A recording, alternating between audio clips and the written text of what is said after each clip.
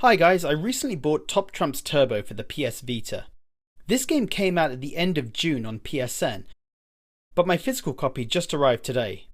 If you haven't played Top Trumps before, it's a card game and each pack is based on various themes like cars or dinosaurs or maybe like film or television franchises. Each card has a number of categories and each category is given a numerical value for each of the different cards. So, for instance, if you're playing with cars, then it may have top speed or engine size, that kind of thing. I actually enjoy playing Top Trumps with my kids. We've got loads of different sets like Teenage Mutant Ninja Turtles, Star Wars, Minions. Every kind of fad that they have, we seem to buy a Top Trump set for that they want. So when I saw this game on PSN, I was curious about it, but I had very low expectations. And somehow it's managed to actually underperform on my expectations. So firstly, just kind of unboxing the game.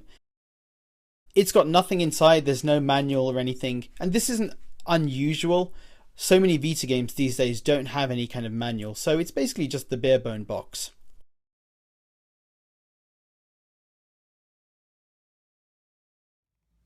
Starting up the game, it's actually published by Funbox Media. They've published a few Vita games in the past. I didn't even really know about them or pay attention to them before.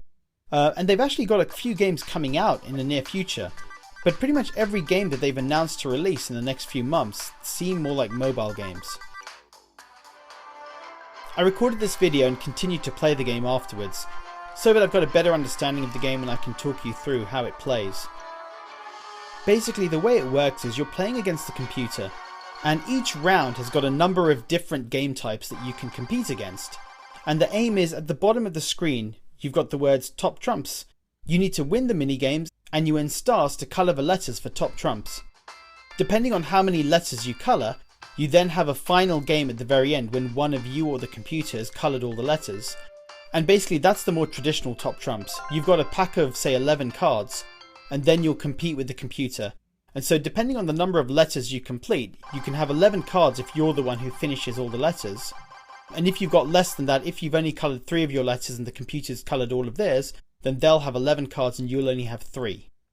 So when it comes to the different types of minigames, you've got one game which is called High-Low, where you turn over one card and then you choose a category and then you say whether the next card will be higher or lower in that category. And you do that twice. And then you've also got the traditional kind of Top Trumps game. So you and the computer have got 3 cards each, and the aim is to choose the category with the highest number and beat the computer. Now, there doesn't seem to be much more to the game than this.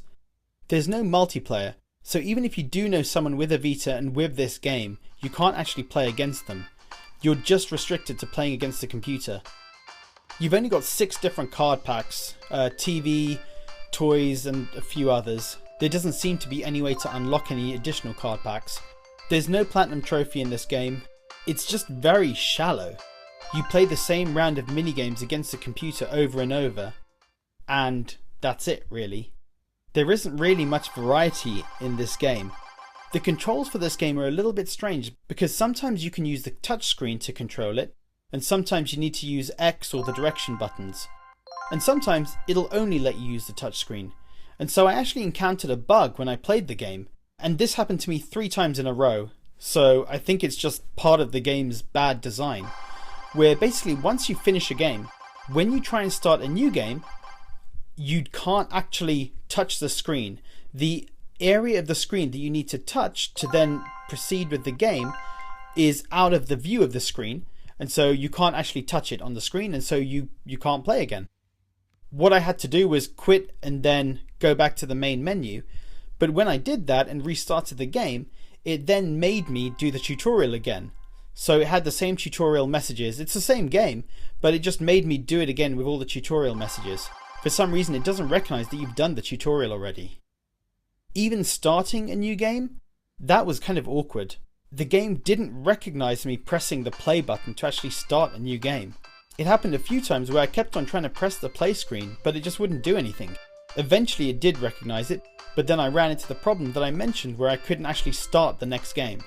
So it seems like for each time you play, you have to go to the main menu and restart the game and then just do the tutorial again. Now, the trophies did remember that I had already played previous games, so I got a trophy for finishing 5 of one of the types of minigames, and that's because it did recognise that I had played it previously, but the game itself still thinks you're playing the tutorial again and again. So overall, this is a really shallow game. I don't know why they even bothered releasing it for the Vita. There aren't many redeeming qualities to it. It's very simple, there's not much to it, you can only play against the computer. It seems like a game where if you could play traditional top trumps against somebody else, that may be fun. If you had this game and it cost £20 and you had say 10-20 decks, top trump decks, and you can play with someone else on the Vita by ad hoc, that may be cool, but you can't do that here. It's literally just against the computer, you've got these 6 decks, and you're stuck playing these mini-games rather than just playing a game of top trumps. I can't recommend this game at all when it comes to buying on PSN. The only reason why people may buy it is in terms of the physical copy. If you're a Vita game collector, you may want to buy it. Apparently there are only about 2,000 copies that have been made, so it's actually rarer than some limited run games. And I believe it's only being sold in the UK as well. So UK Vita collectors, it may be something you want to pick up for your collection, but other than that, I don't think there's really any reason to buy this game.